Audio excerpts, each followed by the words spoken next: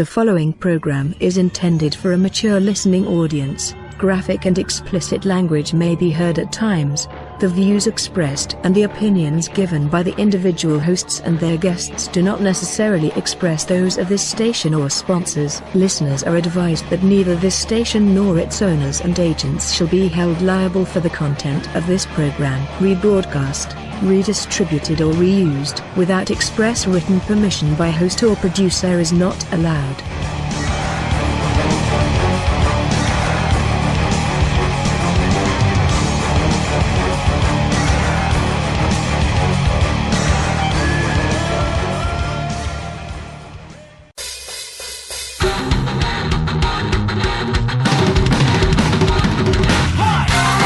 This is the Debbie Perkins Radio Show. And here's your host, Debbie Perkins. Hello, everybody, and welcome to the Hollywood Red Carpet Radio Show. I'm Debbie Perkins. I'm your host, and I have a great guest this evening. I have actually two. So this first hour, I have Willie Gibson from Louisville, Kentucky. He is a Native American shaman. He is a podcaster, an award-winning podcaster. He's done so many things with documentaries within the paranormal and, I would say, culture of his Native American culture. Welcome to the show, Willie. Thank you. How you been? I've been okay. I've been going through some things. Yeah. Yeah. Well, I might have to leave real fast. My niece just had a heart attack, and they were taking her to the hospital. So if I have to cut off, that's what's going on. Okay. All right. Well, we've got you right now, so let's get on with this. So Willie, how did you, when you were growing up, did your family entertain the culture of the Native Americans? How did you get interested in your genetics? It was half and half, Debbie. I was 10 years old, and I was starting to see and hear spirits. And my dad told me to keep it to myself because I was special, and he did not want me to tell anybody because way back in the 60s, you didn't tell anybody stuff like that. They thought you were either crazy or they thought you was the devil or something like that. So he had me just keep quiet, and he taught me the ropes being North American and all that. That's really interesting. And was it something that you felt right along? Did you have a calling?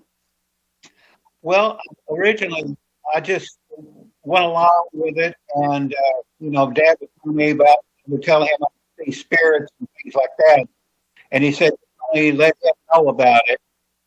And I just took it one day at a time until I got a little bit older. Originally, I just wanted to be a cop, and I became a cop, but the spirit would not leave me alone because they kept coming to me wanting me to be a spiritual teacher. So I was at my cruiser one night in a Native American burial ground, and this Indian shows up. He was a spirit, and he told me that I was going to be a shaman, a medicine man. I told him I wasn't going to do it. I was a cop, and I was going to stay a cop. Well, he kept on and on, and finally I had to quit the course and start learning how to be a shaman. So I went to different healers and practitioners and a shaman to learn the ropes. And it's been a lifelong journey for you as far as becoming a shaman. And, Yeah. and it's something, do you learn every single time you do things, or is, is there every day? No, I learn yeah. stuff. For the past few years, I had my life upside down, taking care of mine, and I got out of the field. I got out of everything, investigation, everything. And she passed this month, and I've got messages from her to go forward and get back to helping people and in a shaman again. And I believe that's a great purpose. And it's always been your mission. The one thing I do think that you have done since I've known you, and we go back quite a ways, that you have always educated people within your culture so that they can understand better about the Native American people. And you're Cherokee. Cherokee and Irish. So I have both worlds, like Celtic and Cherokee. It's not interesting. Yeah. What a combination, Willie. That's the union. You've got Indians on one side and the Irish on the other. So one side can drink alcohol and the other one shouldn't. Well, That's funny. That's funny. So you go way back, and how did you how did you end up doing things within the paranormal field? Because, a lot of times, I've worked with shamans. So how did you initially get started within the field of paranormal? Because I know that Native Americans are naturally spiritual beings. I kept my shamanism to myself until the late 80s. And then I got my wife because she had a problem with spirit. And I took care of it. And that's how we got together. And we teamed up with Ed Warren and his wife. And we started doing cases like that. And then one day I get a phone call from a paranormal group. Now, I never worked with paranormal group before, but they heard about me and they wanted me to come to a case with them. So they loaded me up into mining me up into a van. Didn't let me know where we were going. We went to this place that was very, very haunted, and they had already done the investigation, and they wanted me to clear things out. And that's how I got started in that, because it just began to roll right around this paranormal group and that paranormal group. And first thing I know, I'm learning how to use F meters and all that kind of stuff, because I had used myself. I didn't know how to use all this stuff. I use stuff like pendulum and just use my body as a guide to do things. Oh wow! Now I just said to Willie, move his camera down a little lower so we can see him. It's cutting him off. Oh, there you go, Willie. There you are, Willie. I miss you. Yeah. So wow, that's really interesting, Willie. Now, when you did the first cases, what got you kind of more connected to the spirit world? Was it? And do you think that some of the cases you were doing were based on some Native American people? Do you think that some of the spirits were of that? Because I don't know. I don't know a lot about how they come and got the spirits travel from. Yeah, because a lot of the cases were Native American. Oh, I understand. Okay, I get that. No, and I'm sorry, I muted my phone for 1 second just for the puppy.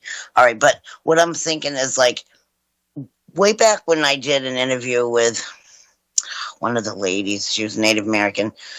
She talked about like a funeral, and how the Indians would they would dance all night with the person that passed away, and then at the end of it, they would all turn their backs and walk away so that they didn't leave no residue from being sad or like to weight their spirit down. Does that make any sense to you? Yeah, it makes a lot of sense. Yeah. A lot of times when people go out and build new houses and things like that, they build on property that was Native American, and a lot of times they build on cemeteries. Oh, yeah. Oh, absolutely. And a lot of people try to investigate cemeteries that are Native American. Isn't that like taboo? They probably should not be doing that type of thing. Yeah, that's true. You don't go mess around in Native American cemeteries. They have watchers there, and you can get hurt. That's what I was thinking too, because to me it would be more of you're entering sacred ground. Yes. And I think that and that's almost like, I don't know if it's considered like desecration, but I do know that it's interfering with the energies from that particular location, because that's where their spirits lie. Yes. So, what are some really interesting things that you've learned within your culture that you feel that people are always interested in? Oh, they always ask me about cryptids like skinwalkers and wendigos and things like that. And a lot of groups call me saying that they think they've run into these things. And I tell them, if you are dealing with something like that, get out of there because you cannot deal with something like that. It takes somebody like me to do it, and even I don't want to do it if I keep from doing it.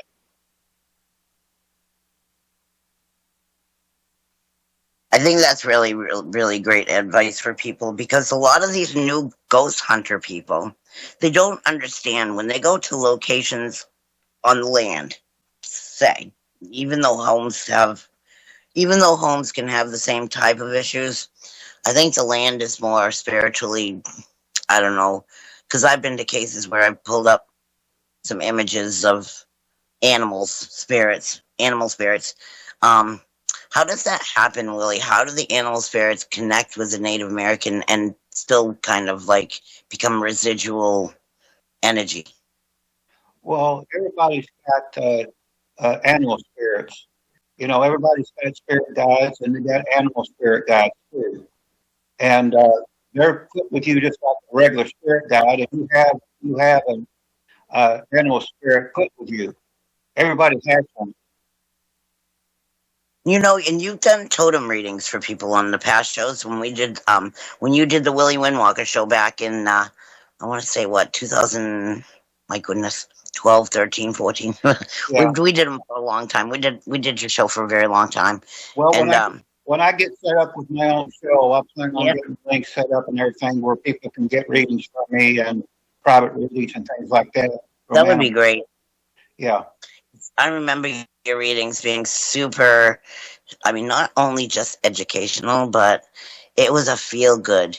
It's almost like, and you resonated with specific animals because there was like a white-tailed deer. I think I want to remember things that you said something about white-tailed deer, and I want to say about a raven and maybe an eagle. But you had mentioned certain things, and it just happened to be happening in my life at that time. So here I am listening to you give the public a reading, and it was resonating with me. So how does that work? Like, is like because I was listening to you and I'm like, wow, that just sounds like what's going on with me. But I never said nothing because I wanted it to be for the public. I try to tune in to everybody that I do a reading for. And it's hard to do from far off. But if I can just listen to their voice, I can click into them and get into the energy. I plan on doing a lot of different things on my new show. I plan on doing smoke readings, totem readings, and all kinds of things, and get people knowledge and everything. I have a brand new audience out there that's never heard of me before, and I found out that they're going to learn and know more about me. So that's a whole new generation to teach. Wow. Now I've seen a smoke reading once, and then I've seen somebody do it with like a hot tea, like they had a hot tea, and they were looking at the smoke rising from the tea. And then I've seen somebody do it with sage. Different, different strokes for different folks. But Well, I watched them. They were looking like some really thick blank paper, yeah. and I do the smoke on top of it. I take the paper and put it on top of the flame hot, and let the carbon do the paper. Then I look at the paper and I see an image, draw the image out, shoot it to the person, and do the reading for them. But Now, do you also? Okay, so I'm sorry. Don't try this. You can start fires real easy. Okay. Now, do you also like cut cords? Because a lot of people that I've understood where they get connected to different people's energies, and sometimes those are negative energies, and because they're corded to these people or to this energy, some people that are shamans, I do know that they can actually help you cut these cords that connect you to this negative energy that has attached itself to your spirit. Yeah, well, it takes clearing to do that, and maybe more than one. And I do a lot of staging. I use a lot of salt, And sometimes I might have to do a soul retrieval to cut that cord. Yeah, because it's a very serious process. I Yeah. mean, and usually people that would come to you with that particular issue have been suffering for a bit. They understand that something's going on, but they don't know what. They don't Yeah. understand. They Yeah. don't understand it because it really does take a hold of you. And I've literally had somebody cut cords on me once before, and it was extremely refreshing for like 2 months. I felt like the energy was heavy prior to and after. I don't know how this works, but the energy just felt like it lifted off my shoulders. I even felt like my steps were lighter. I don't know. Yeah. Do you ever have anybody talk like that? Like they had that I work experience? a lot with Bishop Long too. If he has a major more American case comes in, he just calls me and that's my advice. And he and I things together. Where he would do like the minor rights, would do like the same type of thing that Yes. Native Americans. Yes. Now, did you work with the Bishop Long at one point in time? I know that you were friends for a long time. We are. We actually did Shaman's funeral, and Oh, he he was did. our priest, and he did our. Oh, I like him. He's so So we're wonderful. very close. He's so wonderful. He did a funeral for us online one time. I don't know if you remember Laura Cartwright. Do you remember Laura? She was a paranormalist. She taught paranormal research to the deaf, and she passed away. And we did a funeral for her paranormal family, and he actually did it for us. So that's what I mean. Like, he's a very giving, very wonderful human Well, being. I last year, I he had to be called in. I had to be exercised. I was so out of it, taking care of Shaman, I dropped my guard, and something took hold of me, and he had been brought in to do the exercise. Oh, that's really awesome. I don't Yeah. know if that's what he does on the regular, but I think that he does special cases. Does Well, that make sense? I knew something had a hold of me. I was starting to holler at Shaman and with her Really? ill state, and I said, Bishop, come, I need your help with something here. And he came, and he took care of it. Somebody's doing that. Somebody's experienced that type of energies where they feel like something's wrong, but they don't quite can't put their finger on it. They don't understand it. Maybe it's the energies around them, always feeling like something's not right, or there's some like negative energy, or like psychic vampires just kind of like draining everything from around. Yeah. When somebody gets in that situation, would you request them to go to somebody that does know how to do exorcisms? And if you guys have any questions out there in the audience, we do know some professional people in the industry. So if you have any questions, please send us a message. Willie definitely can set you up with anybody. Willie, you know a lot of people in this industry. Before we send somebody out to an exorcism to make sure Yeah. the person's not ill. But you know so many different people from all over America. You've Yeah. had We haven't done Yeah, and not only that, but your spiritual warrior family goes extended. They're extended. Like, people from California. So if someone lived in California was having issues, or somebody in the East Coast was having issues, or even the Mid Coast, people that they might be able to connect with to get that little bit of extra help. Uh-huh. Yeah. Now, you're also an author. You wrote a book. You wrote more than one book, didn't you? Yeah, I wrote Simon Windwalker back in 2004. Yeah. And then I wrote Soul Warrior a few years later. And I just completed one that I'm complete to get out. You got a new book coming out. Yeah, hopefully I've got to get with my publisher and put things together, but all the stories are done. And the final story was shown to me today. And showed the final books of it, where I wrote about Shaman's days. It's called "I Love You Forever and Ever," and Yeah, to be the last for the book. that's so nice. That's so endearing. I love that. I love that you dedicate that to her. She was very proud of everything that you ever did. She stood by you through all those conventions, all those wonderful things where you did lectures to the public, and you was always a big part of Mid South, which the next guest we come on is a good friend of yours, Keith H. He'll be on in the next hour after you are done. And you guys go way back. I mean, there's so many commonalities with the two of you. For one, you're both from the same area, Louisville, Kentucky. Yeah. And and now, Lily, would you consider Louisville, Kentucky, one of the most haunted areas, or is it just kind of like seems like that because it's from the South? It's pretty haunted.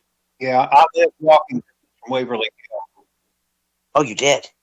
Yeah, I can walk to Waverly Hill from my house, Oh my gosh! and I live up. Yeah.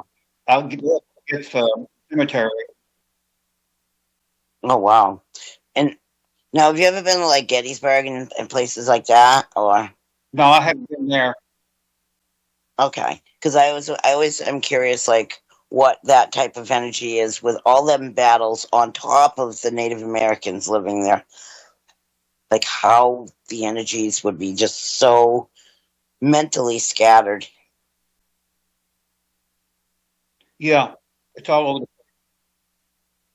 Yeah. And so for everybody that's listening now, Willie Windwalker is going to have he's going to start his show in 2 weeks, and he will come on after Hollywood Red Carpet Radio Show. So I want everybody to be well aware that when you are ready to tune into Willie's show, you are going to have nothing but education on.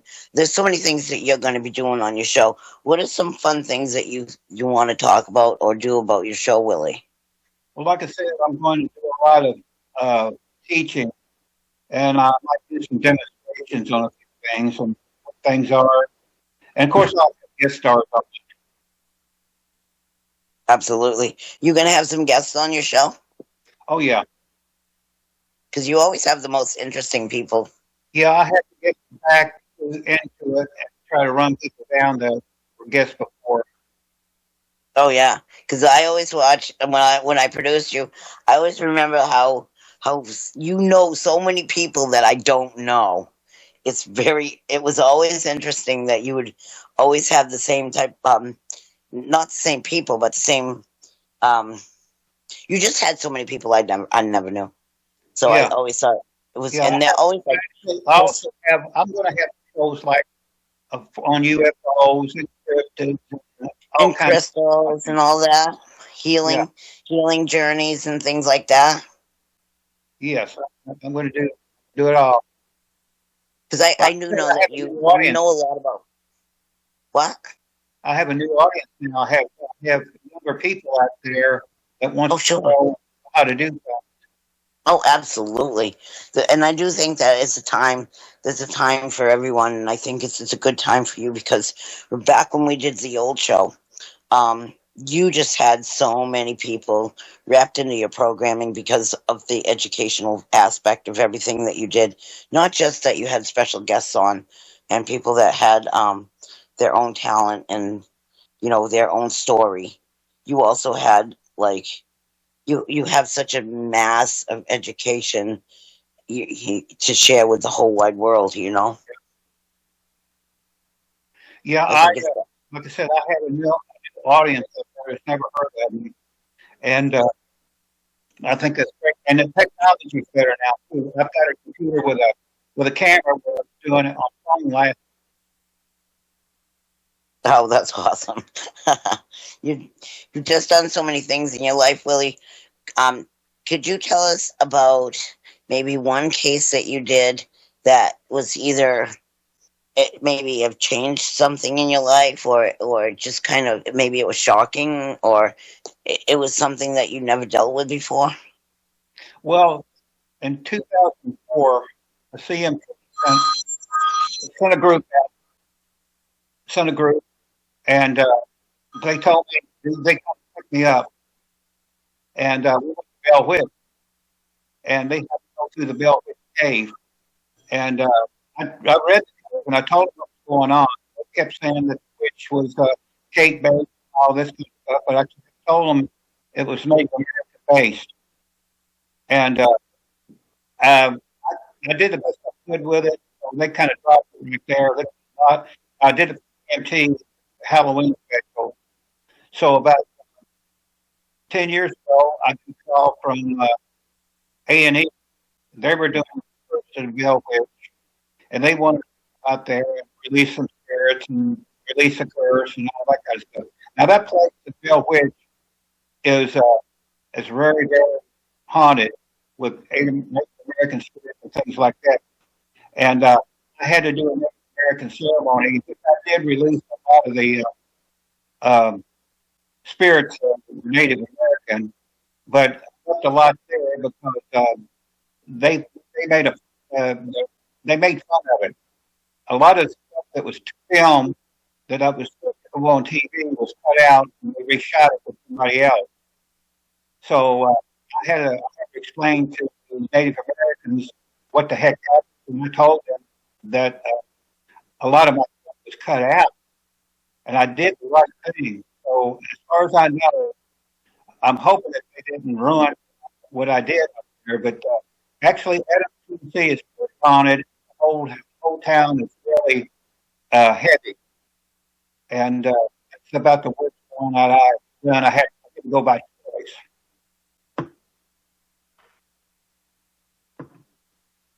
Wow, that's interesting. And I think that you're going to plan on doing more like current events and stuff like that, like things that are actually happening now in your life, like or within the communities that you work within.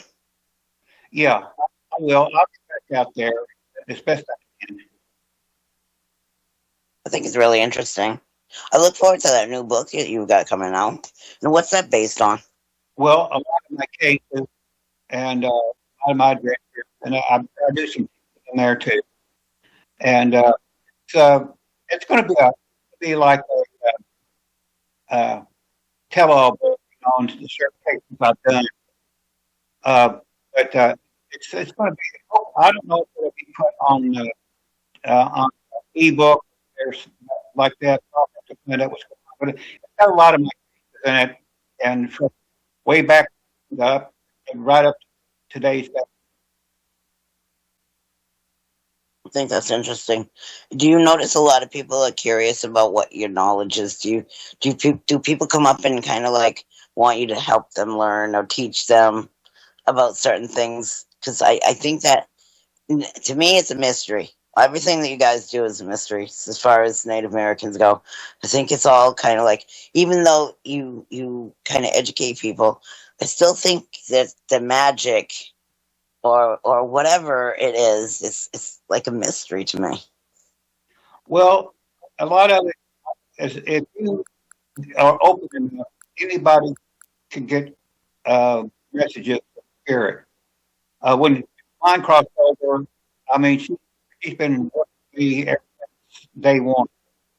So I get to know, she'll tell me where to go, she'll turn a light off. Car alarm will go off. Oh, wow. And stuff So like guess that. who joined us? Willie. Huh? Kieth Age just joined us. Hi, Kieth. I don't know if I can't hear him, but I can see that he's on. He's here with us. Say that again. I don't hear him. But he's on here with us. But anyways, Willie, that's so amazing. When we get his volume figured out, we'll work on that. But wow, that's really amazing, Willie. So many things going on that you're going to be doing. We're looking forward to having you coming on this new show.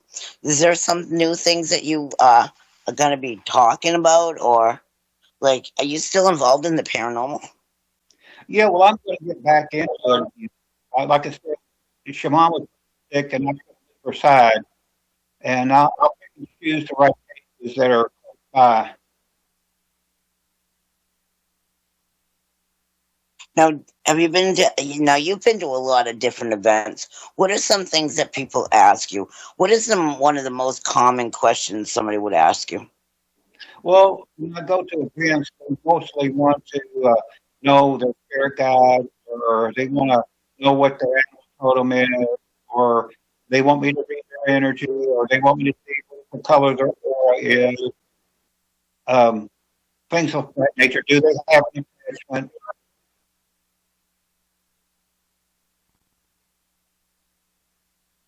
You there? I'm here, Willie. Oh, there's Okay. Keith. I There can you see go, you, Keith. Can you Hey, hear Keith. us?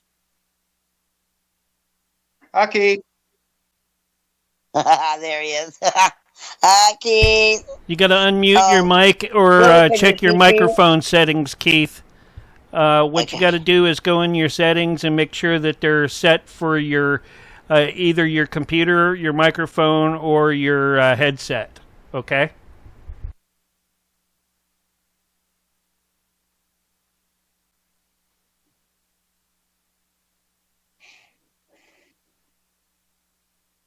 We'll get it worked out.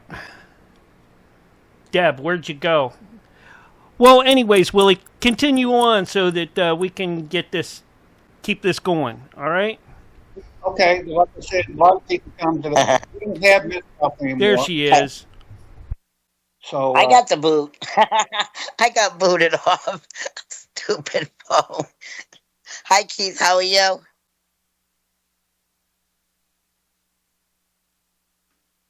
I He's having still don't hear he's you. frozen. There you Okay. go. Tell him to restart and come back, and he'll be fine. Because hang on, we'll come have back. him at the top of the hour. Yeah. yeah, I got Yeah. to Will, go. you're going to Yeah. stay with me for a little bit, right? Well, we have Keith on. I'm here. Willie. Okay, you're going to hang out for a little. Willie's going to hang out too. Okay. Okay, that sounds good. But anyway, so while Keith gets his voice figured out, so what do you think? That you excited about coming on and doing a show? Yeah, I'm hopefully we won't have so much technical problems. I know how to get it over. We won't. We'll work on it every day till we get it ironed out. Even Mark said that to me earlier. We got to get this figured out. But it's a new program for me too, as far as teams go. It's a Yeah. whole new thing. So figuring it out. So what does Keith have to do for his volume? Because I see No, him. he needs to see check great. and make sure that his Teams is connected to the right microphone. Either he has it Okay. set up for his headphones or his microphone on the computer if he's on a laptop. So what you do is you go into your settings. You go up in the chat here. You'll see the three dots. You can go in there and adjust it from there. Just follow that down. It'll be on the top right-hand corner of the, well, not the very top, but right below the X. You'll see Okay. three dots. Okay, we'll get this figured out. But Will, you're not going anywhere. You can stay with me for a little while. Stay with me until you have to leave. Yeah, that sound? I'll stay with you for a few more minutes. I'm getting phone calls that I need to take. Yeah. Okay. Get Keith set up. But anyway, so I'm really excited that you're coming on and doing your show again. It's been a long time coming. Really. Yeah. Only difference was I ain't gonna have Siobhan sitting beside of me, Yeah. but she's here. Get- She'll be here in spirit. Yeah. Well, I think that it's just going to be so much more that's going to come up for you, opportunity-wise as well. You know what I mean? Because people do Yeah. contact you for your help. Yeah, I'm hoping so. I think so. Now you do a lot. You do some with crystals. Am I right? Oh yeah, I've used crystals and rocks and salt and all the tools. Now, some things. What is some of the major crystals that people can purchase for themselves to either hold on to or help them with energies, like for just positive energy or maybe good luck? You know. Rose crystal is really good for that. And would that be good for your heart too, as well? Yeah. Okay, because I And did hear something about that. a lot of quartz crystals are good for a lot of things. You can use a quartz system to pull negative energy out and pull positive energy in. See, I like that. Now, is it the same with the quartz, the clear quartz? Yes. Or, okay. What about like amethyst, or because a lot of people believe the amethyst give them good luck. I really don't Yeah. know. And the same thing with tourmaline. It's a good healing. Tourmaline is kind of new, like it's not new, but it's kind of a new stone. Tourmaline, where it's like pink and green. Yeah. Well, I will be doing classes on chakras too. Oh, really? Yeah. I think that's interesting. I like to learn about the chakras Yeah. because I think that it I'm helps going you to realign. go along with the people who be interested in every couple of Oh, weeks. sure. Oh, that's really cool. I think he's still working on his thing. Which is fine. He's here. He didn't stand us up. He's right there. We can see him. I know the I feeling. like this, Willie. So I can't wait for what's going to happen in the next few weeks. I'll be listening for sure, and I want everybody else to listen. But there are some wonderful cases that you've been involved with. Could you talk a little bit about one that sort of like had an impact in your life? Well, Bishop Long sent me to Ohio about 20 years ago with a team and another priest who, it was a diabolical case. And when we got to Ohio, we walked up to the house. We knew there was something going on. We went into the house. There was a bunch of kids there that we had to get out because there was a lot of activity there. I had tables flying all over the place and smells and stuff like that. And, Shaman took care of the adults and downstairs, and I went up to the case member, and we went up to one room where we heard growling and furniture was thrown at, stuff like that. And right away, I knew we had a bad situation. So I went back downstairs and told the priest we were going to have to do a minor rite place. So he robed up, and he and I went back upstairs to every room, did the clearing, and we asked them, and we also blessed the kids. And it was a really bad scene. The house was a wreck, and it's it's something you would see out of a horror film. And I've walked in places like that too. That we've got something more than just a regular haunting. Oh my!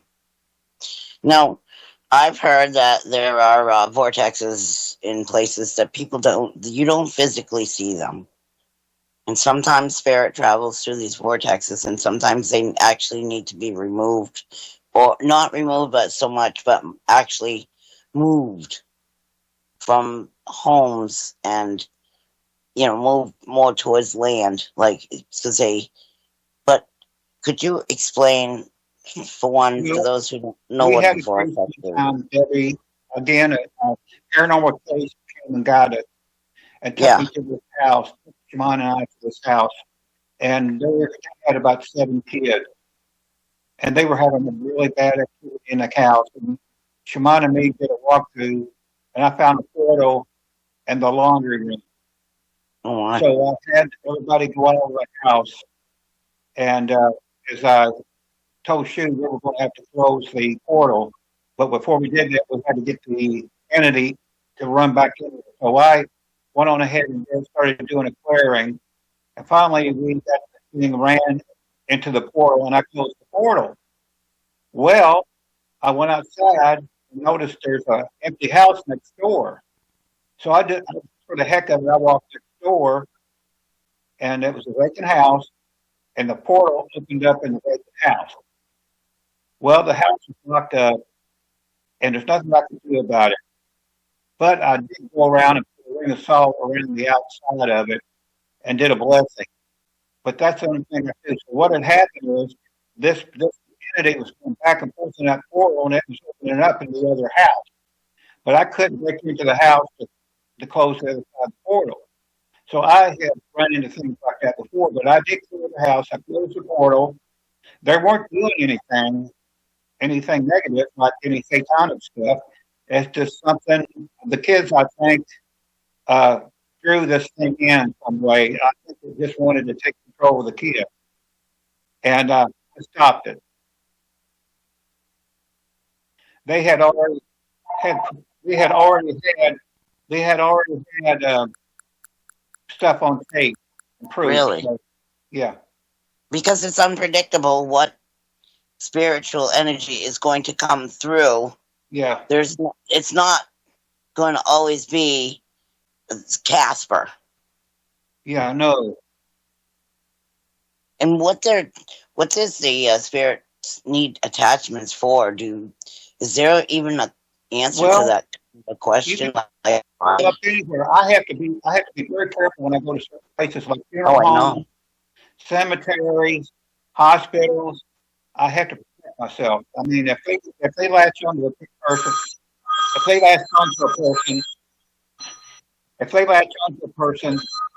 they'll ride home with them. No kidding. Yeah, because they will come home with you, won't they? Well, they like your energy, Willie. I'm going to go home with Willie. They attach themselves to pieces of furniture. I had a case where they attached themselves to a piece of jewelry. No kidding. So I wasn't thinking jewelry. I was thinking furniture, but like a couch or something. They can latch on to anything. Right, or a chair or something, but I wouldn't, or like I have to be very careful around places like funeral homes and cemeteries and things. I have to put up protection. I even have to protect my car. Really? Now, do you have to do like on a regular basis a saging? I don't even know if that's what it's called. I just know that people sage the energies in homes and that have negative spiritual energy. Since your mom has died, we saged and cleaned up house 3 times because the principality see how devastated I was at her death, and they're trying to play with my mind. And I hear her, but I know it's not her. I hear, think I pretty well got it cleaned out now. No kidding. They tried to get me to go back. Oh, no kidding. Oh yeah. They're afraid I'm going to come back. You're going to come back, yeah. And I'm going to come back. I'm going to come back fast. And I'm going to come back strong. And they know, and they're trying to hurt me the best way they can. It's like right now, I'm waiting to hear on my knees. And I'm hoping this isn't bad news. They're trying to call me, but this things are like that happening. They're taking people out of my life. My granddaughter's father, his son. So they're really trying to get to me, and I said, "You're not going to do this." It's like this radio show. They're trying their best you can get this radio show out, but it's going to happen. It's happening right now. It don't matter. You and I have come up again after all these years. You think there's a reason for that? We've been friends for a long time. Yeah. And Keith, too. We love you, Keith. Yeah, Keith and me are getting... Yeah. I worked the very first Mid-South one. That's how long we knew each other. Yeah. I don't know why, but I still don't hear Keith. Keith, can you say hi? Yeah, it's not. I don't hear. Mark, I can't hear him. I'm not sure what's... Yeah, it's on his end somewhere. He needs to... It's either a setting in... I've already done that. Oh, there he is! There you are. There's your voice. There he is. There he is. Hi, Keith. Pull out the guitar, Keith. Yeah, there's Willie saying hi to you. Hey, you guys Willie. go back. You guys go way back. Yes, we do. You really do. It's out on airplane here. Yep, the very first one. Very first Really? one. And it had no air conditioning and it was August. Really? Always hot. Wow. That's so cool. I don't know what to say. Willie, We want to had talk to fun. Keith? It's been a while since you guys had a convo. Last time we talked was when Simone got really sick. Yeah. Yeah. Yeah. Well, she And, taught a lot of you. Yes. She did. and Willie, I'm truly sorry. She was a beautiful lady. She's doing good, pretty good. She's around. She's around. You know me, I'm as psychic as a fence post, so. Oh yeah. Oh yeah. I To like anybody it anyway. So anybody that's just recently joining us, we are here with Willie Windwalker Gibson from Louisville, Kentucky. And we are here with Keith Age from Louisville, Kentucky. Believe it or not, you guys are right from the same neck of the woods. But we are here. Keith Age is a paranormalist who's one of the most professional in the field. Goes back many, many, many, many years. And you have. And you are also, you've been in documentaries. And you've also, I don't know, are you an author or have you written a book? Because I would. Yes, I have. Oh, Yes, wow. That's wonderful. I'd love to hear more about that. And it's out of print right now. Oh, wow. Really? Oh, my goodness. All this is happening. That's how old we are. I wouldn't dare. I wouldn't dare. We got to get them back in print. That way it'll be new for the people. You're so funny. Willie. Oh, my goodness. It's just like I was telling them, Keith, I've got a whole new crop of people out there who's never heard of me. And I have to go out there and show them. You do. You really do. Everybody knows Keith. Anybody anybody that's serious about paranormal knows Keith. Maybe they don't know you physically, but they know of you because you put your blueprints in the paranormal field forever. Yeah. It really is. That's just a nice way of saying I'm really old now. No, that's a nice way of saying that you're highly educated, and that if anybody has any issues down in your area, to contact you guys, because you have your own setup where, you do your private stuff and you do stuff with people. Yep, I've got the Louisville Ghost Hunter Society that I started in 1996. Oh way! Wow, way before 2000. Oh yeah. So you're like originally paved the path, because that's like way before some of these popular ghost shows. Like all these people that do these popular shows now with ghost hunting. Just to kind of give you an example, I started hunting ghosts in 1979. Really? Oh, yeah. Oh, my God. 1979? So you must have had some early on experiences. Is that what happened?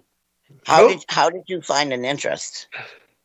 I had just got off the road. I'm a musician. Been on the road for a year. Come back, met a young lady. Of course, this was the 70s, so my hair was down to about right here. And full beard. Oh yeah, and it was her 17th birthday, and I never got to come over and meet Mom and Dad, and I just kind of figured, well, she's embarrassed. Well, her mom got a hold of me and said, we'd like you to come for her 17th birthday party. So I showed up, knocked on the door. Long she hair. answered. My girlfriend answered the door, and she just looked like, oh my God, I'm gonna die. And I was like, no, it's cool. Your mom invited me. Yeah. And she's like, no, you don't understand. Me and my sisters, we have a ghost in the house, and he doesn't like our boyfriend. He doesn't like our boyfriends at all. So I was like, yeah, let's go smoke another one. And me being young and stupid, we were in this little ranch house. We sat on the couch. You could see down the hallway into the master bedroom, and there was a mirror that I could see our reflection in, and something kept walking in front of it, breaking the reflection. And I kept going down there and checking. There was nobody there. So, like I said, me being young, dumb, and stupid, called this thing out. Come on, show me, do something. Prove to me you're around. And at the end of the night, I went to kiss her goodbye inside the living room. And as I bent down, something got a hold of my arm. Now, like I said, I was 17 years old. I was a professional fighter at that time. I fought at 225 pounds. And something grabbed me hard.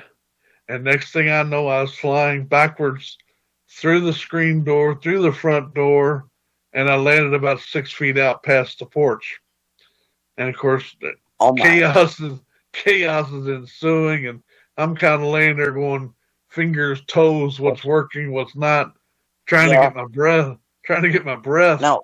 And then how was your fear level at that point? How was your fear level at that point, being such a young person?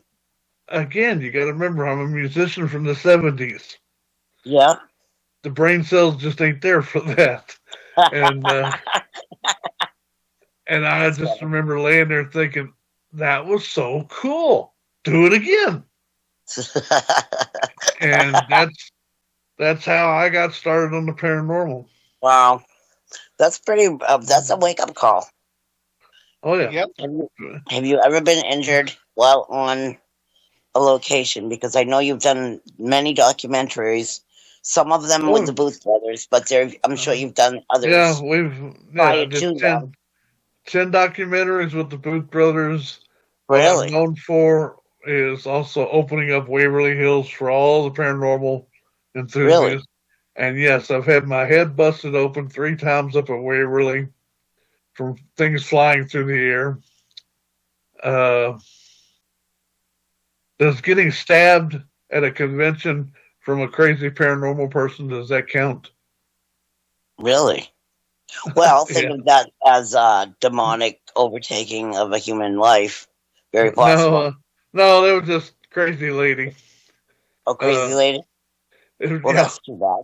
That's really sad because I think there's, for the most part, not the fakers, but for the most part, people that are legitimate in the field tend to be very kind, and they want to help people learn. You know, to base the education so that there's that one element of craziness in any field you're in, and I happened to find her.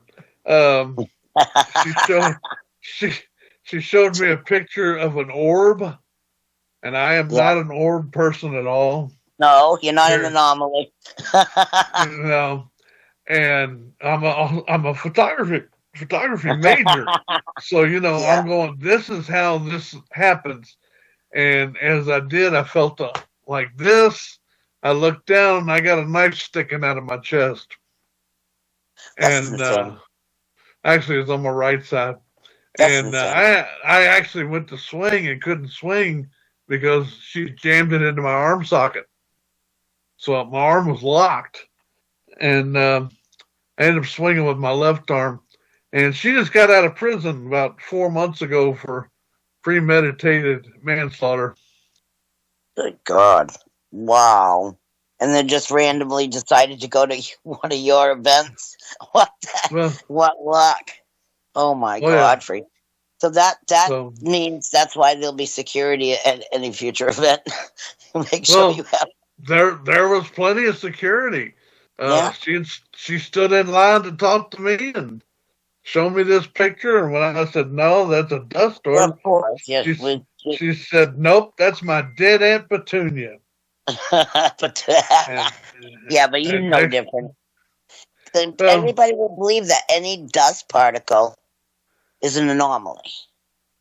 Well, it's like going into a barn and shaking the hay and taking a video and seeing all that debris and saying, that's all the ghosts in this barn.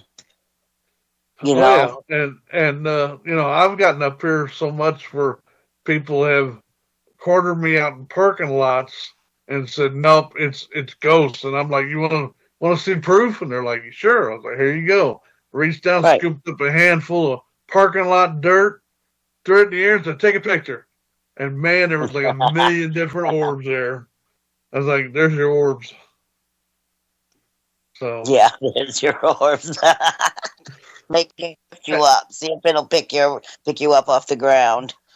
People, hey, you know, hey Willie, hey Yeah, Willie, yeah. do you remember standing out in front of Expo 5 at Mid South #1, and I asked you to do me an Indian, and what was my animal? Do you remember doing that? Yeah, long time ago. Do what? Yeah, a long time ago. Yeah, a long time ago. Do you remember what Indian it was? I mean, what animal it was? I can't remember. I'm old. Well, you've probably done about 1.5 million of them. It was a bear. Yeah. So Yeah. that's Okay. that's one thing I definitely remember about first Mid South. Right before I got on my motorcycle and I left. Yeah. It was definitely. Well, you were moved up though. You got some good places to go in for Mid South. Well, it got a whole lot bigger, you know. oh, it Uh, did. You know how fast that grew.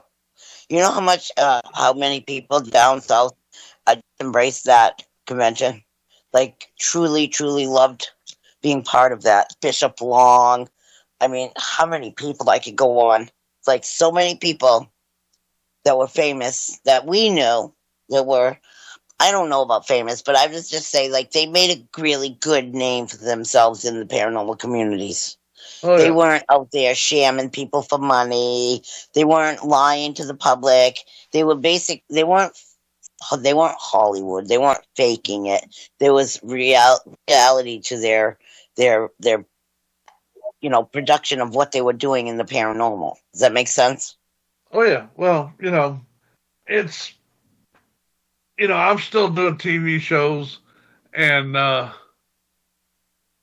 lot of things have changed. But if you're in it to be famous or think you're going to make a ton of money, you're in the wrong business. Yep. And you know, like I said, I have produced TV shows and movies, and if you're like I said, if you're in it for those reasons, you need to just get out. Yeah. Yeah, right. Exactly. No, you can't. Willie, have you ever met anybody got rich off paranormal? Nobody but Zach Reagan. Because everybody couldn't stand him. That's why he ran from everything. He was always running. He would hear a ghost in the background and run. I was like, what is he doing? Why is he running? Hey, Deb, let's get Willie's information before we get cut off. Yeah. Willie, before we go, tell everybody how to get a hold of you if they want to get a hold of you. And you can still stay with us. I'm on Facebook, Willie Gibson, and they can contact me at Crystal Chief 55 at AOL.com. And not next week, but the next Friday after that, Willie's starting his show for the first night. So please, everybody, tune into that show. It's going to be after the Hollywood Red Carpet Radio with me, Debbie Perkins. So please, please join his show if you want to be educated and just learn about the. I don't say. What you tell them, Willie? What they're going to learn? Well, he can tell the tech part of it, and I can tell the spiritual part of it. So we'll go from there. I'll keep them interested. I know you will, Willie. You're awesome. And Kieth, you've been on Willie's show before, haven't you? Yeah, quite a few times. Willie's a great host. He really is a great host. Because I've produced you forever, Willie, and I love you. All us Kentucky boys stay together. Yeah, you are. You guys rock. Kieth rocks. He rocks with a guitar in his hand. No, Keith, how did you get into the music? Now, you said you was a teenager. Gotta 'Cause you're a go. rock star. Bye, Later, Willie. We love Willie. Good to see you, brother. See, Love We you, will Willie. get cut off, Deb. We are on the you. timer. Okay. All right, so we got to call right back? Yeah. So we'll end Okay, this Keith, segment. hang on, Keith. Let me end this Yeah. segment, and then we'll come back right here. All right. All right. All right. So Yep, hold on. Keith, Let stay me with me. do some transition stuff here. Okay. There we go. Perfect. And let me hang up on this call, and I will call right back, Keith. All right. So stand by. Okay. Make sure everybody hangs up. All right. I am. All right, I am.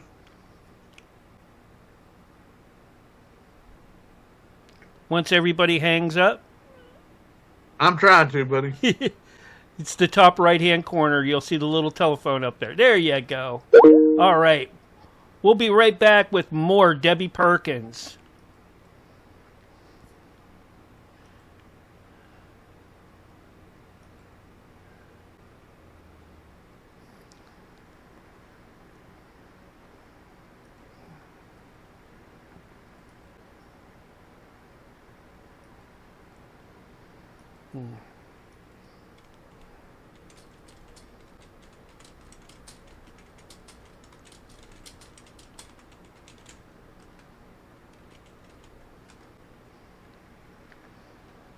Trying to get I'm Keith here. back. I'm here. Yeah, it's not letting me.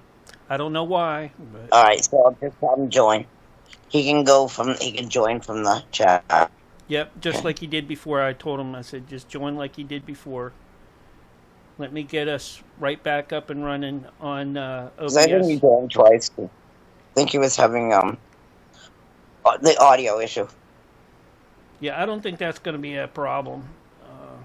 Good. That would be great. We don't need that issue. So I did take a screenshot so that everybody's even listening. I got a screenshot of all of us on there today. So I will share that with the guys later. Well, I think that made it. if you're in like YouTube or someplace like that, you can clip parts of the show out too. So Oh. let me get into Teams over here on the OBS and make sure that we're back up and running. We're waiting on Keith just to let come me know. back. There we go. So Oh, come on, phone. let me pull this down. Oh, wrong one. And there we go. I don't know. I just told him to join us. Yeah. Yeah. All right, I got a thumbs up.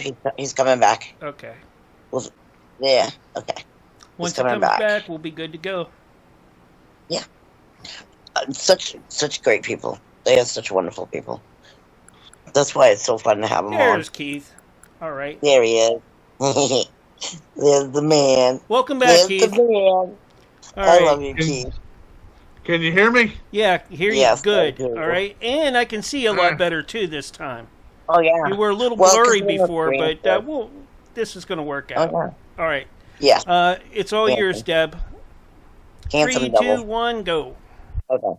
So, Keith, so many wonderful things have been happening for you, but I want to recap on, so for people that may not know you, which I'll be surprised if there's many, but the point is there are some people out there that may not know you internationally, and I want to recap with you for them, so that they can get the full picture of who you truly are.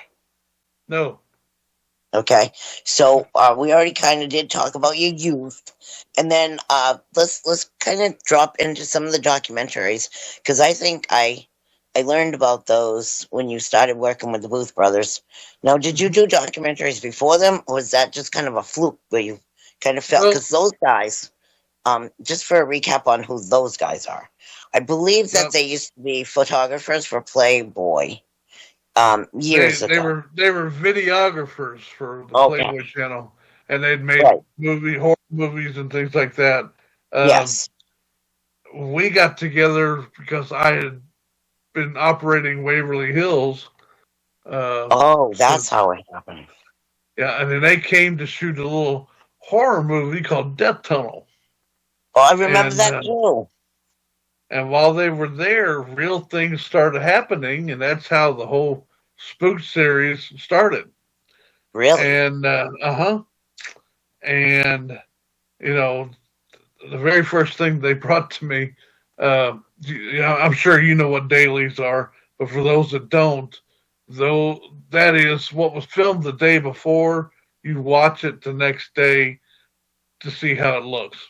Right. And the first thing they brought to me was what I call, and this is going to sound misogynist, but I'm not trying to make it that way, the big boob blonde in the shower scene that you got to have for every independent horror film. You got to have it. So they brought it to me, and they about drowned this poor actress. And they shot this thing almost 30 times because something black kept coming in from the side of the screen, from the right side or the left side. It would get right behind her while she was sudsing up her hair. And, they called cut. They did everything physical they could think of to make this not happen. And then they gave it to me and said, "What is this?" I said, "Well, welcome to my world. It's a shadow person." And they're like, "Well, what?" And Philip Booth, in his best British accent, goes, "Well, what's he doing him a shot, mate?" And I said, "Well, I guess he liked the view." And that's funny. And that's how the whole Spook series really got started. Yeah. And not only did I do Spook, The Ghost of Waverly Hills, but Children of the Grave 2. And so we did 10 documentaries together. Yeah. And the last time I talked to you, you guys had just finished Soul Collectors, which I actually bought from them, and I watched the whole thing. And I remember you. You mean Soul Catcher? And Anita. Anita was in that. Anita, yes. Yes. What was the last name? I want to say something Bull. Yes. Bull. She was incredibly wonderful. Yeah. She was in The Possessed and Soul Catcher. Oh, really? I remember Possessed too. And those are still available if anybody does want to purchase videos that you have been in, Keith, for some of those documentaries. Yeah, or you can, if you got streaming, if you got streaming, it's on Tubi, Amazon, Roku, Apple. Nice. So they instead of just in videos, they have actually uploaded them to all those sites that you can watch on your Roku TV or your there's different streamings. But just look really up great. Look up my name, or look up the Booth Brothers. Yeah. And you guys also have IMDb's as well. So if anybody's curious and they want everything all in one place, they can actually look at IMDb and see all of the documentaries that are credited to you. Oh, yeah. Yeah, I've been in over 40 different TV shows. That's crazy. Plus the 10 documentaries. I produced several. Right now I'm producing one called Bourbon Spirits. You are? And it's almost done. It'll be shown on the YouTube subscription channel this year. That's really cool. Now, what is the alcohol? Is that an alcohol that you're helping promote? No. What state do I live in? You live in Kentucky. All right. What is Kentucky known for? It's whiskey. Bourbon. Okay. Bourbon Spirits. It's a play on words. Is it smooth? Does it go down hot and hard? What kind of show we on? That's right. Keep them guessing. Guessing. But I do like whiskey. Yeah. My preferred brand is Jack Daniel's, which is Tennessee whiskey. Ooh. And that'll put some fire in your oven. That'll keep you wet up. That'll keep you warm on a winter's day for sure. But you were saying people internationally. Yeah. We're on Italy. I cannot think of the name of the station right now, but we're on over in England, the UK. It's on Space TV. Really? So we're a little bit everywhere. That's really cool. So it's fun when you gotta do a interview with a Portuguese radio show, and they don't speak English, and you don't speak Portuguese. Got a common interest, Yeah, and that so bridges a gap. yeah, but that's like my manager said, please don't start World War III.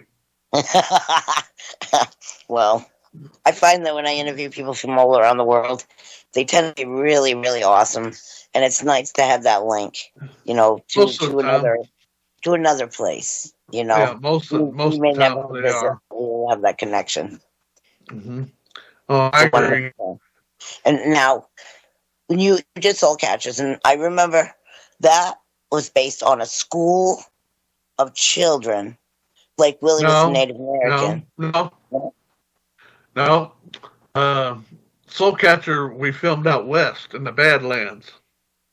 What you're thinking of is Children of the Grave. Oh, yes, I am thinking of Children of the Grave. You're so right. Oh, my gosh. Okay, all right, I know what you're saying. Is that the one where they flew the plane? Where those guys flew in on the tiny plane? Soul Catcher is where Chris and Phil were in the biplane. So crazy. Those boys. They're so insane. Because that plane looked like it was going to fall apart before it hit the ground. Well, what they didn't show was in the passenger area where Chris was sitting, there was no floor. Oh my God. Oh my God. Hope we had a parachute on. Oh my goodness. But you were involved all in that, and you were. Yeah. Now, was that a case that something that you had? Because I mean, a lot of these places were your connection.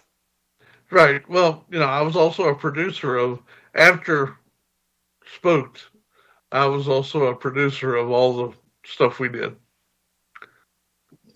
And that's an incredible place to be part of. Very, very important to be a part of the production company with a film. But did you enjoy that? I mean, you truly enjoy that? Oh yeah, I learned a lot from the Booth brothers. That's why I started my own production company, and that's why I've been making movies and documentaries and series and stuff since then. You asked how did I get into music? Well, I was 10 years old and I started learning how to play guitar, and then I switched to bass guitar. And by the time I was 16, I was on the road playing music. Wow! Even over in Europe. Wow! So I've been doing that. Well, you've traveled quite a bit. You're not just I mean, yes, you're from Kentucky, but like you've actually got out of Kentucky. Oh yeah, I mean, I still live in Kentucky, as you said, but about Willie.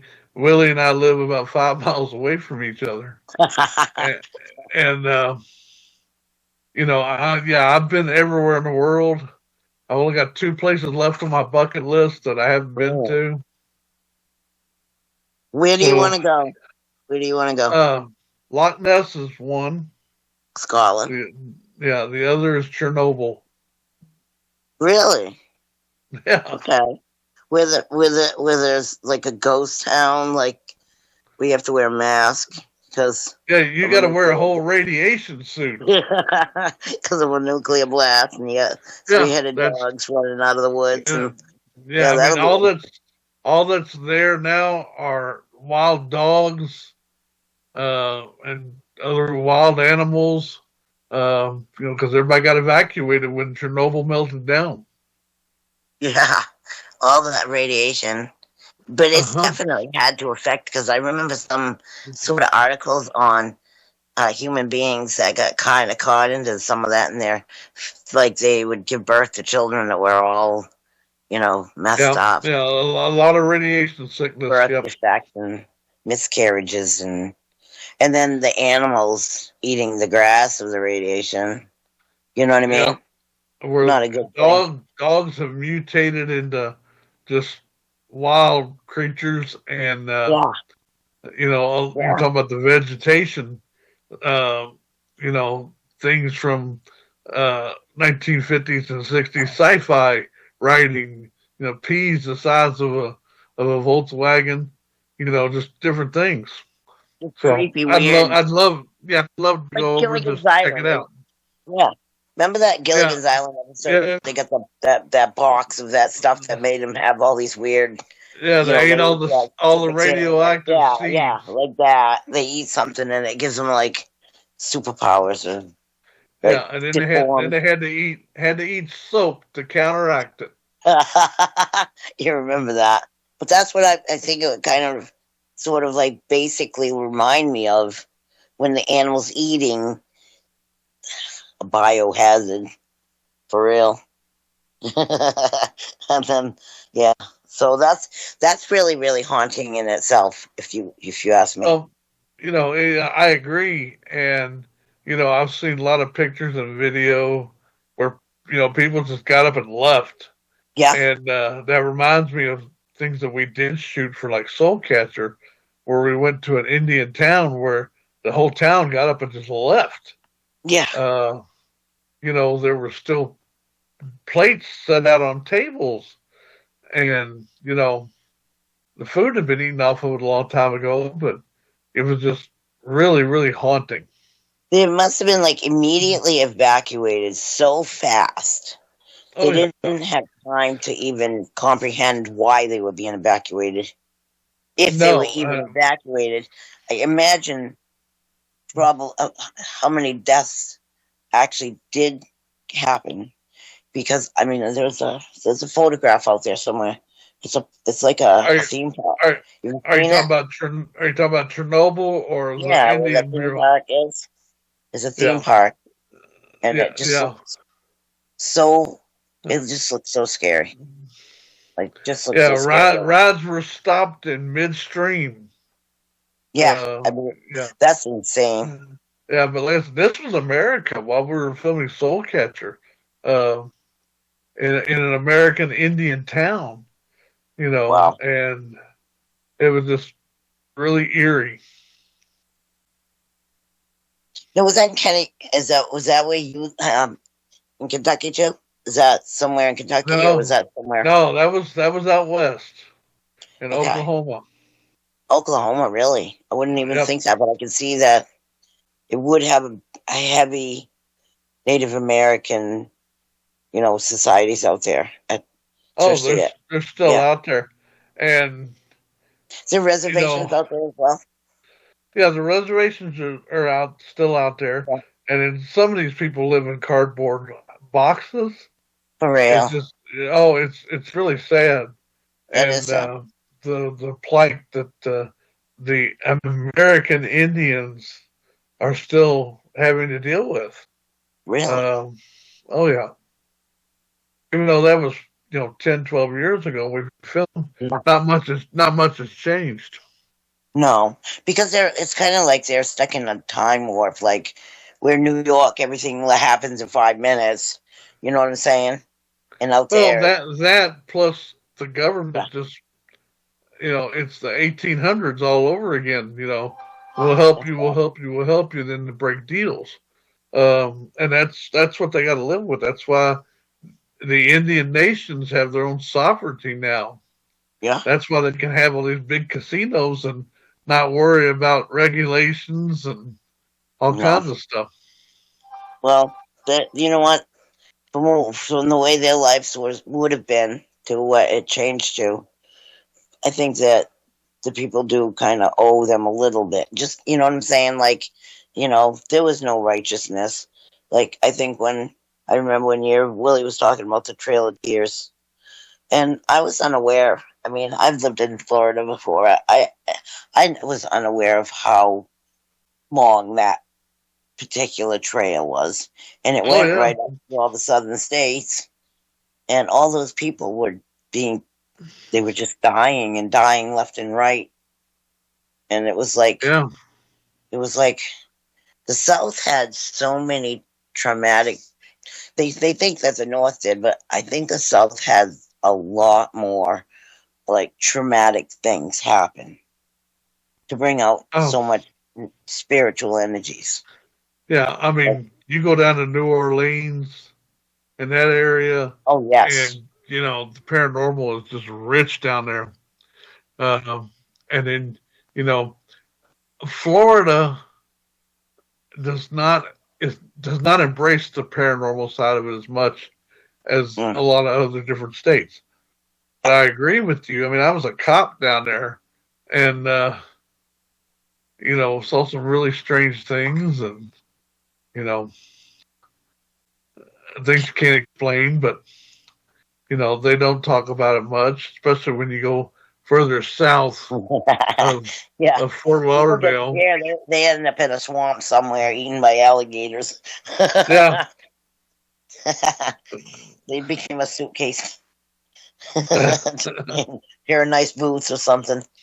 But that's really sad. That's really sad. But that's really interesting too. But I do know that when I was down there, the energy in the air, when you're in the paranormal areas, like say you're at a graveyard or abandoned, I've done both. The energies are so stupid heavy. It's almost like you got a weighted blanket on top of you. Oh, weighs so crazy. I just I don't like this feeling because it is a lot. Yeah, and the further south you go in Florida, they move the if you want to get a funeral, you have to go out. You have to move the body up north, because once you get past Ocala, you basically have 6 feet of land before you hit water. Right. And well, that makes sense, I guess. If they're gonna flood, typhoon comes through. I had been down there for 2 weeks in Fort Lauderdale when Hurricane Andrew came through. Oh my God! What a vacation! You just ended up on your vacation. No, I had just moved down there because you did. Like I said, I took a job as a cop. Oh wow! And like I said, the next town over was called Homestead, and it just wiped it off the face of the earth. Wow! And the only thing still standing was the Coral Castle. No kidding. And if you like history, check out the Coral Castle, and because people still don't know how this guy did this. Is that in Miami? It's between Fort Lauderdale and Miami. Yeah. Yeah, that's south. It's just really cool how he created all this, and they don't know how he did it or how some of these things even work. For the time. Yeah. My mom has a house in Florida. She's a snowbird, but they're more like Orlando. But when I lived in Florida when I was a kid, we moved down there. We lived in Tampa Bay, but we did. There's a lot of attraction places down there for sure.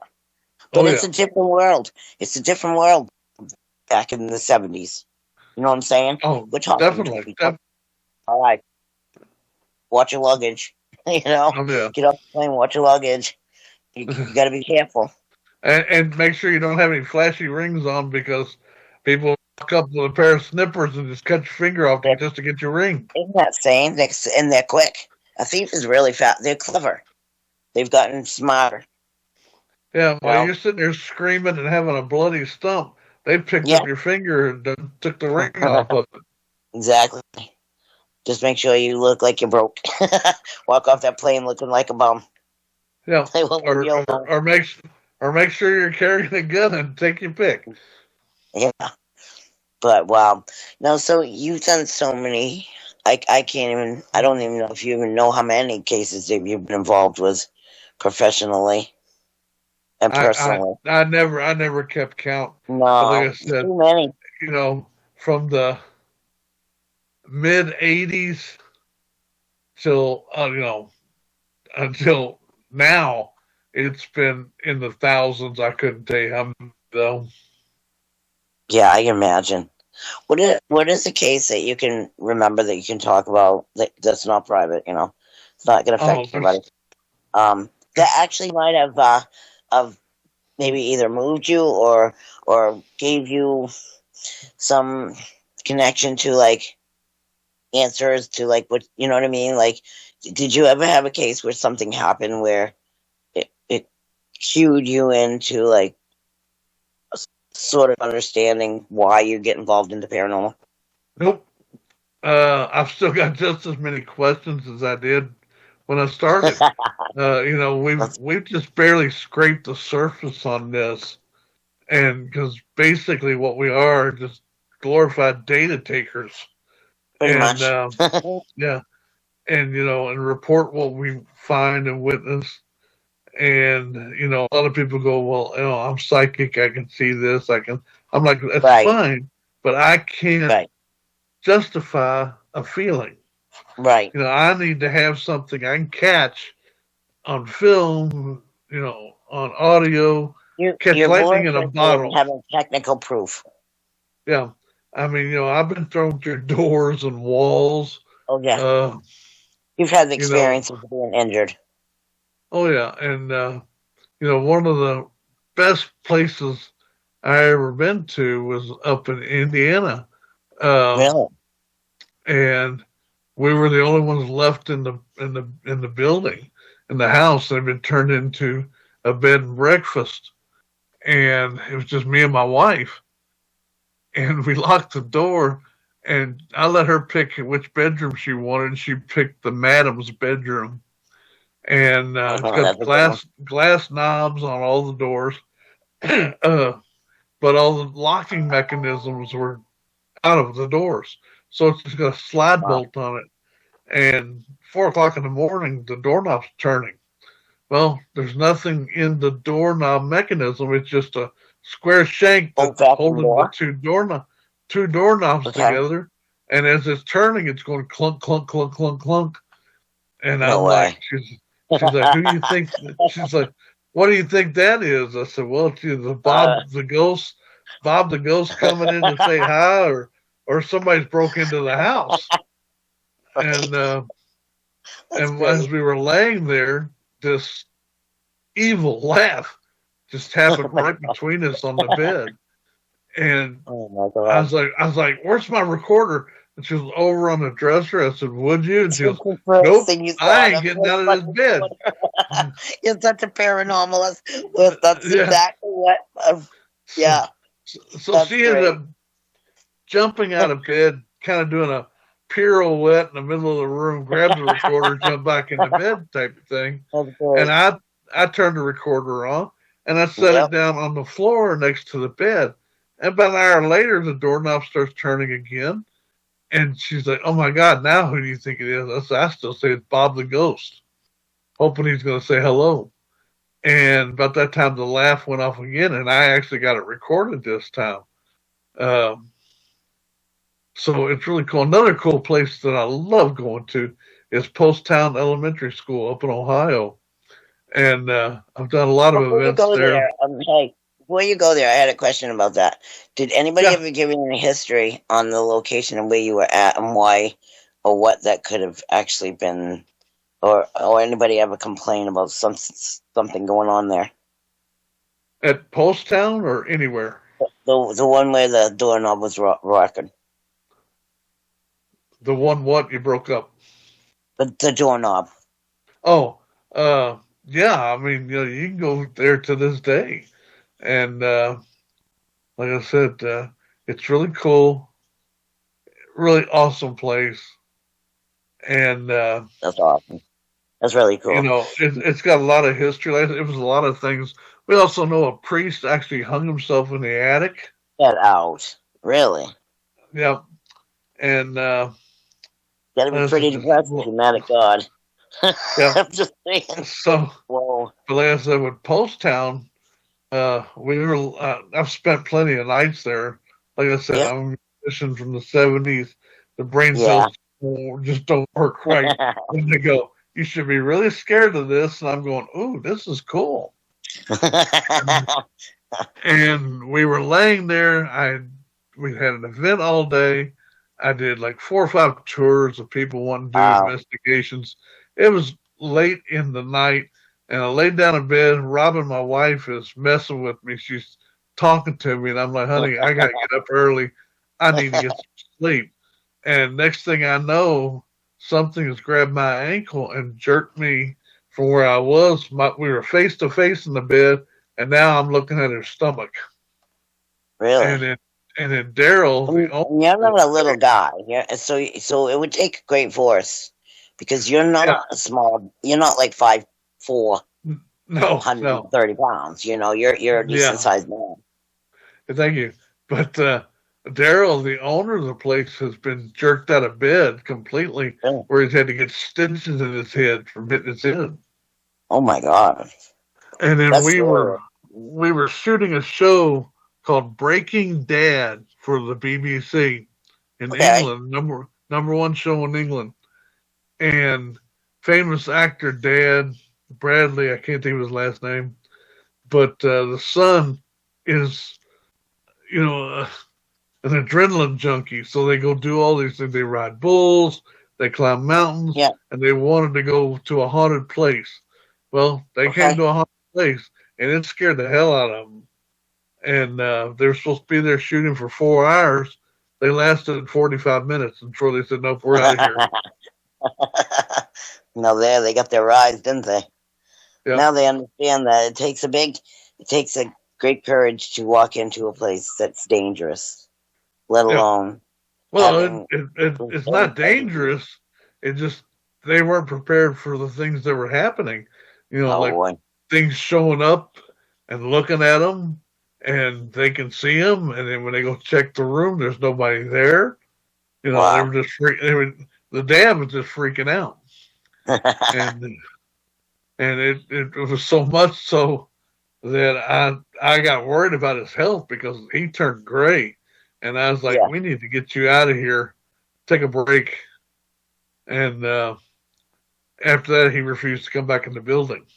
Yeah, probably better for him to stay out, because if people get that feeling where they're feeling more like you're in danger, mm-hmm. You know what I mean? It is best to step out, step away from the area, get to a safe place, and then clear your energies. Yeah, and there's been a lot of really cool places that I've gotten to go to all over the world doing this. Yeah, and I'm not your usual. Wow, did you hear that? I'm like, wait a minute, let's try and figure this out first. Right. Or because if it's a natural sound, you want to make sure that it's a natural sound. I mean, every place creaks and cracks. It does not mean it's the local demon coming down to visit you. And, been to places, really old places, and they go, the water keeps turning on. Well, I take the faucet apart, and guess what's happening? The washer just disintegrates. Yeah. I'm like, here, let's put a new washer in. Guess what? No more ghost. Right. But it is a better feeling to know that you can give somebody some relief, even if there is things going on. Well, but there's still it's like a lot of people say, well, we're here to help. And I'm like, how are you going to help other than, okay, I'm going to confirm, yes, you've got some things happening, but how am I going to help you? Because we don't know what we're dealing with yet. I don't really even use the term ghost anymore because we don't know what it is. Until the day Bob the ghost walks up and shakes my hand and says, hi, I'm Bob.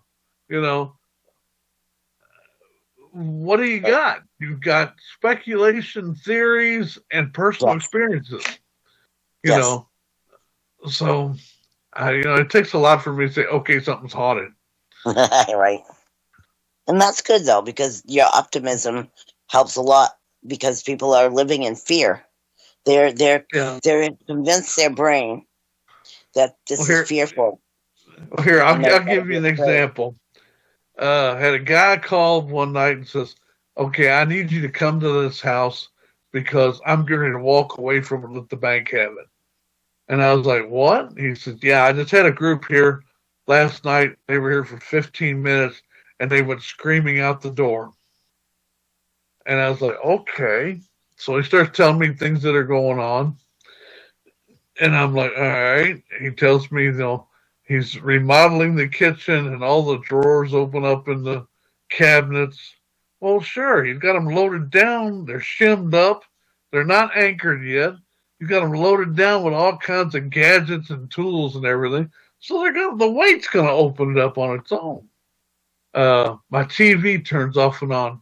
Well, I happened to be outside talking to his next door neighbor one day, and the houses are only about 8 feet apart. And guy telling me, he says, yeah, weird things are happening. My TV turns off, channels turn up and down, volume goes up and down by itself. And I'm like, where's your TV at? He says, right here on this wall. Well, it's the same wall as the other guy. And I'm like, and where'd you get your TV from? He says, got it from Walmart on sale. Well, guess what the other guy did? Same TV, same sale, same brand. Now you got line of sight. You know, guy in one house turns his TV on. Well, the remote turns the TV on the other house. Okay, it's not paranormal. That's the greatest trick in the world. Yeah, and then, the main thing that this other team went screaming out the door because they told him he had 7 demons living underneath his house, underneath the stairwell. Yeah. Now, this house is built in like 1998. No deaths, no murder. Okay. Just farmland. That's all the subdivision was. Okay. So we were there for almost. Yeah, so we were there for almost 6 months. Yeah, imagination, child, fear. Fear, adrenaline, and paranoia go a long way. Yeah. And so, like I said, we were there for almost 6 months, and just basically debunking everything. He's like, look, the door opens and closes by itself. We watch it, and sure enough, the door opened, but it never closed. Well, that's because it's out of plumb, and sure. We had Carpenter come in there and put it back into plumb, and guess what? It never opened again. And just little things. So finally I said, okay, we're out of here, man. And he's like, well, where do you think the demons are that are underneath my stairs? I said, I think they left 15 minutes after they got here. Talking about the other team that was there. But, it's because, people's imagination just crazy. They really are. But then again, I mean, Hollywood has changed the way people think about the paranormal. And it's because it's a numbers game and a money game when it comes to TV. Luckily, I did not have to deal with any of that. No. I still don't.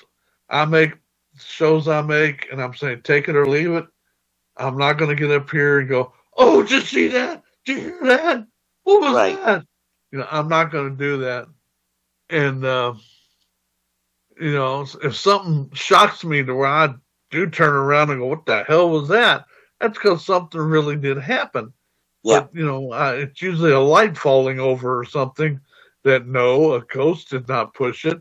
It wasn't set right. Just somebody walking by. That's all it took. And that's actually better than trying to worry about, like, the audience getting a rise out of a false. Well, again, the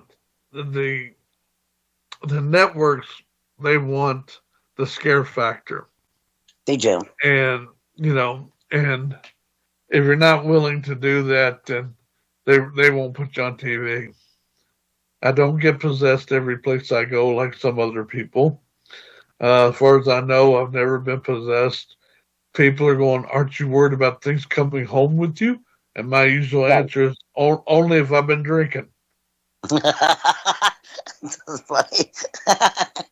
That's a good one.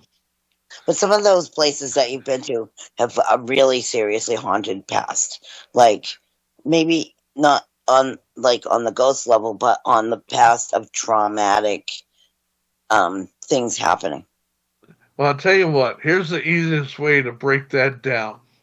Schools, churches, hospitals, prisons, jails, those places are usually haunted in some way, shape, or form. Just because I think the energy level, talk about schools, doesn't matter if someone died there or not. Just there's so much energy put out by the kids. It's like a big battery. It just stores it up. Jails and prisons, yeah, there's a lot of deaths. And, fast and sudden. So, yeah, you go to Ohio State's awesome. But there's a lot of little smaller jails all over the country you can go to that are just as active. And not everything is paranormal, and you're not going to get something at every place you go to unless you want it to happen. If you walk into a place thinking, oh my God, this place is so scary, guess what? It could become Satan. Yeah, you're going to see Satan himself.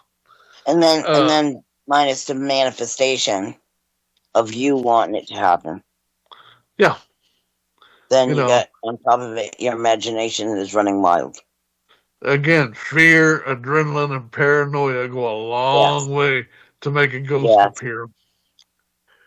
I know a lot of people go, well, you've been doing this for so long. Why do you keep doing it? It's because I still have the same questions I had when I first started. Who, what, where, when, why, how? When you get true paranormal activity and you cannot explain it, that's when you're hooked.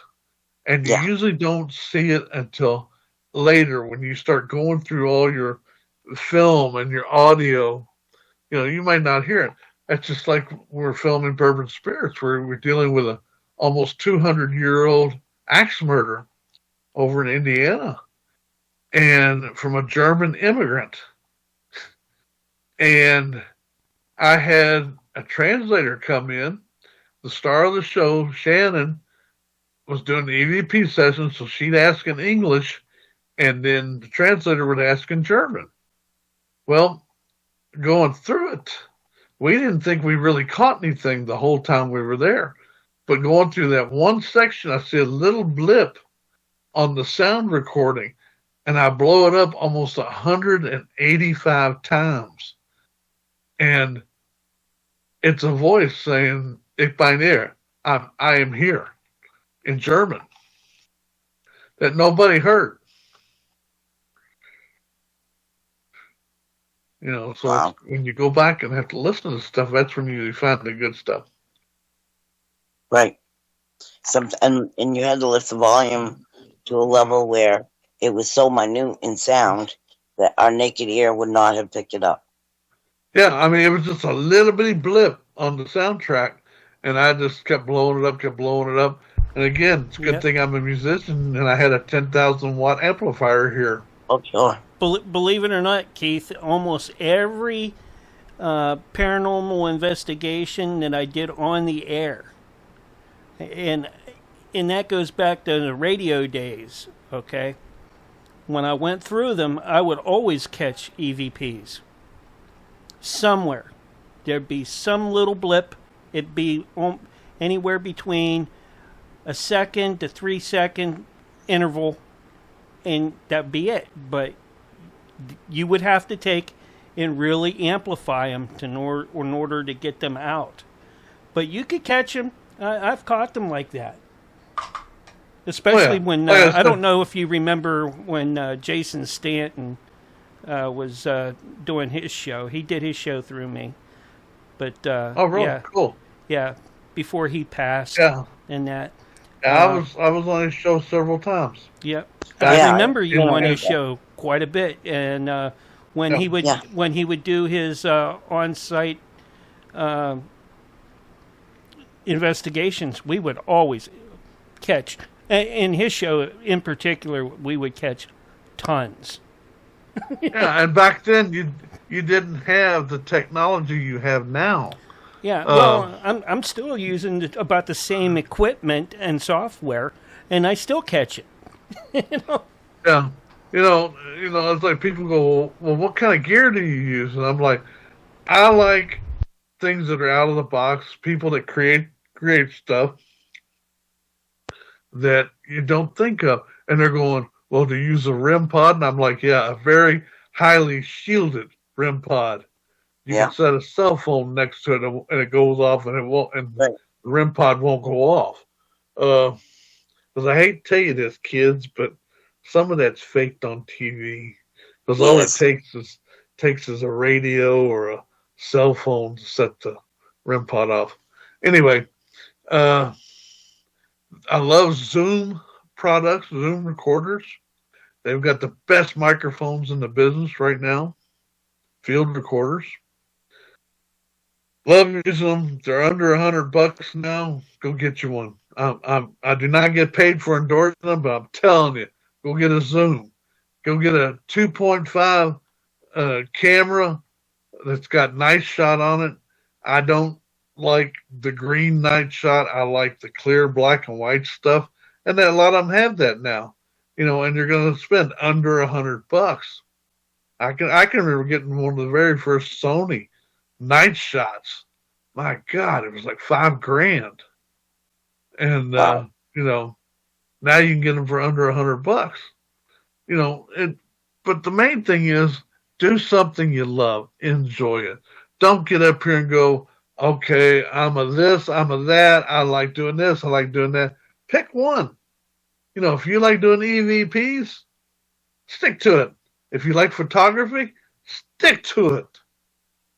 Try out all the different things. I like using thermal imaging because that is an actual science. That's really cool too. I like watching that. Yeah, I like photography myself, but I do like the seeing nice thing. The nice thing I like about the thermal imaging too, that it crosses all the paranormal. I mean, it not only do the paranormal ghost hunters use it, but it's also used for the cryptozoology side as well as on the other side where you take and look for aliens. And you can take in that camera and see if something landed there because it's going to leave a heat mark or some sort of signature. Yeah, heat signature somewhere. Again, infrared technology has gotten so much. You used to couldn't buy an infrared camera for under $10,000. Now you can find them. I got a guy out in Texas that makes them, usually for about $100, and I love it. I like doing a little bit of everything. I got a guy down in Florida named Richard Johnson has created something called the Scrypod. And he showed it to me, and I had to get it. It's really cool. It is a REM pod that is shielded so much. It's not funny. So that's number one. Number two, remember the mood rings we used to wear? Yes. You all remember those? I do. I remember the mood yeah. rings. Okay. Yeah. Well, he has got a mood plate that sits on top of this box where if something touches it, whether it's cold, hot, whatever, it leaves a temperature, where something has touched it. And then when you open it up, there's a mirror to scry with if you want. Wow. That's high tech. That's incredible. People are just coming up with some of the most incredible gadgets. Oh, yeah. But then again, so if anybody wants some cool stuff, get a hold of Richard Johnson down in Florida. And make some awesome stuff. I'll see him again in August. That's really cool. Yeah. That is really cool. Back in the day, I was trying to get someone to build me a special microphone system to set up in for a stationary place where they could do recordings, where it would take a 20-inch speaker, all right, and then it would go all the way down to a regular omni, not uni, directional microphone, all right, and wire them all in together and have them go into a what is it called? A spectral analyzer, all right. All right, just sit it there, and if the place is haunted, you're going to get something.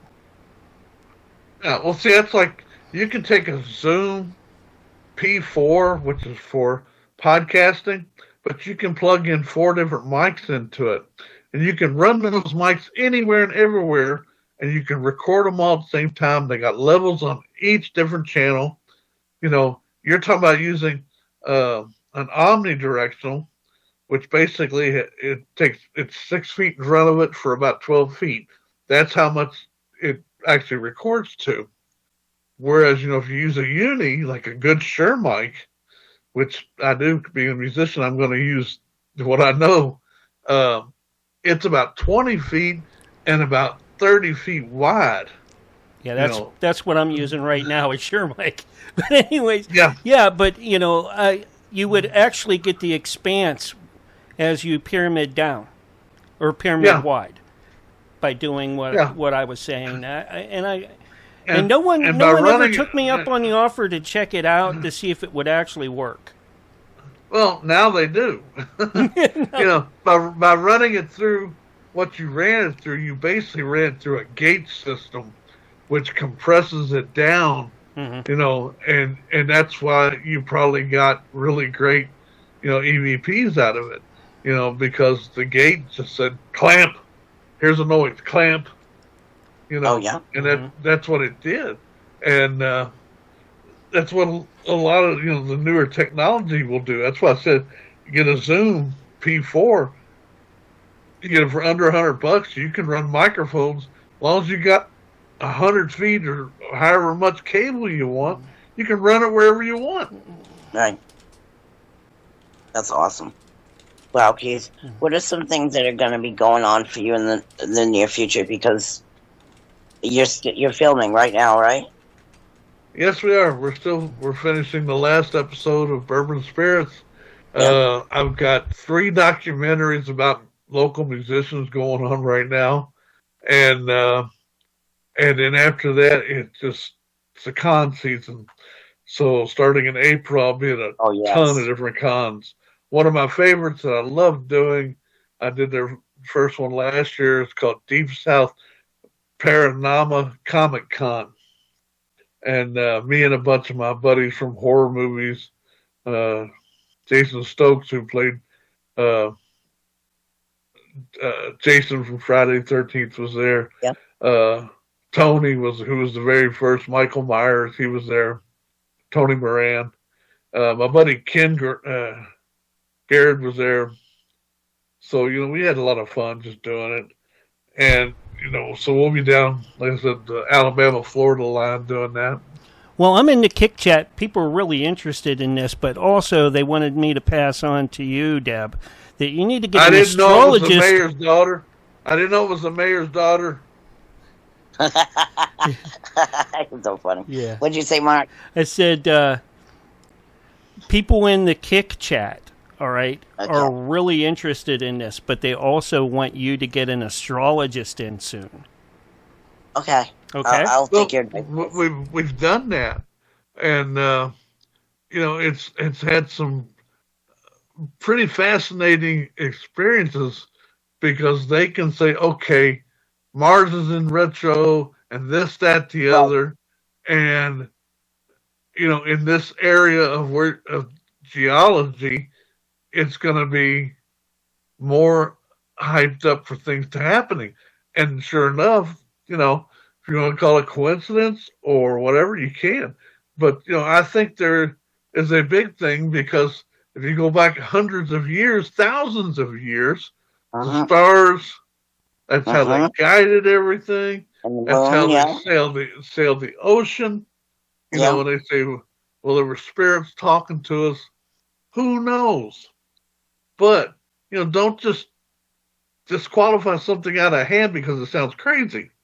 You know, so when you get into astrology, when you're a paranormal researcher, you got to know a little bit about everything, no matter what it is, from carpentry to electrical, you know, all the physical things to, you know, photography, audio. You know, you got to know a little bit about everything. I agree with that. Psychology, my God. Everybody needs to have a degree in psychology. Send a psychologist to a psychologist. Just on that alone. Well, so I agree with the people in the chat.